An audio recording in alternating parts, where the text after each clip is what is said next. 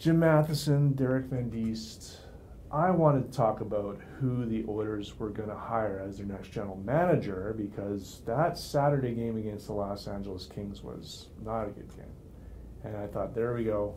This team needs to be blown up and they need to start over. But then the Oilers go and play a game like they did against the Anaheim Ducks, and they dominate them and shut them out the very next night. So we have a Jekyll and Hyde team going on here. Why are the Oilers playing this way? Because they're not a contending Stanley Cup team. Is that enough? You know, because they don't. They need motivation to play, and the motivation usually comes from losing a game, and then they said, okay, I guess we better play better in the next game. That's happened quite frequently. Whether they get win a bunch of games and get some breathing room, and it looks like, oh, well, now they got a team that can maybe finish third in the division, then they lose a pile of games, and then they're saying, okay, now what? So from game to game and from winning streak to losing streak this year, it's been a very much of a roller coaster ride. And I don't, with the roster makeup as it is, I don't see them changing. I don't see them being a team that can run off a string of wins. But until we see the Oilers play the same game in San Jose that they played in Anaheim, I don't think we can say, okay, they've turned it around. They played very well against a team that's got a ton of injuries. It had a ton of injuries in Anaheim, as they should have after playing so poorly in LA. Well, it's funny that there's a bus ride after that LA game. It's always been they take the bus from LA after the game, and they have that hour and a bit ride to Anaheim. And I'm sure Saturday that was a long and reflective ride, because it was a poor performance, and I think all the players knew it. And the fun thing was, it was a poor performance against a very, very bad team. And the Oilers did play guilty in the next night, and they did put out a better performance the next night. But I really do think that this team, when they get down, they stop fighting, they stop playing, and for whatever reason, and they start feeling sorry for themselves, and they start thinking, woe is me. And there's not enough fight in this team when things go bad.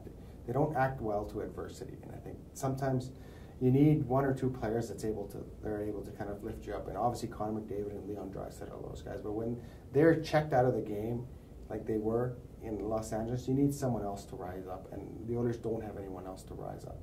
And I think in Anaheim, you did get some contributions from guys a little lower in the lineup. And I think those are the guys that have to kind of take it on themselves and say, hey, there are some nights where we have to carry this team. And there haven't been any nights where the bottom half of the lineup has carried this team. And I think that's the situation, is those guys felt particularly guilty, is the fact that, oh, if Connor McDavid and Leon Draisaitl can't do it, we didn't do it either. And the team looked terrible. And I think those guys played guilty, and they need to play more like they did in Anaheim than they did in Los Angeles. And they have to take it upon themselves. Everyone talks about the lack of depth on this team and how they're not very good besides McDavid and Draisaitl and Nugent Hopkins. Well, that's on those guys to prove everyone else wrong, because right now those guys aren't playing hard enough. They're not playing with enough heart, and they're not working hard enough if they're not scoring. They got to work harder, and I think we saw that in Anaheim with Lucic and Brodziak and Puljujarvi. They were involved. They made plays, and they made things happen.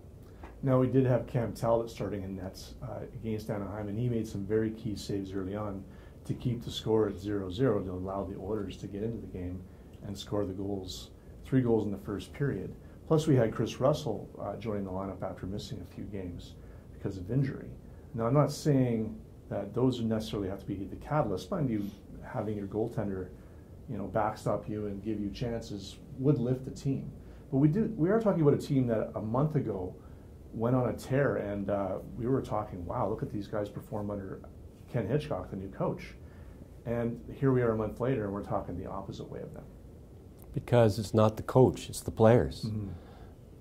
It's the best coach in the world. Scotty Bowman, I don't know, would be getting much more out of this team, and he's the winningest coach of all team. It's the players on the team, and the coach can put the game plan in, but the players have to play. And I think, as Derek has pointed out, the goaltending was very good early in Anaheim. The downside of that is, why did the goaltending have to be that good early in the game? The Oilers just played terrible the game before. Why didn't they come out and dictate the game instead of Anaheim trying to jump on the team, who haven't been beating anybody either? And they needed those saves early. And then the Oilers still have an ability to play their way into games, needing their goaltender early instead of just pouring it on the other teams and then getting up in the games. And that has to change as well. And in Chris Russell's case, Chris Russell's Chris Russell. Players like him.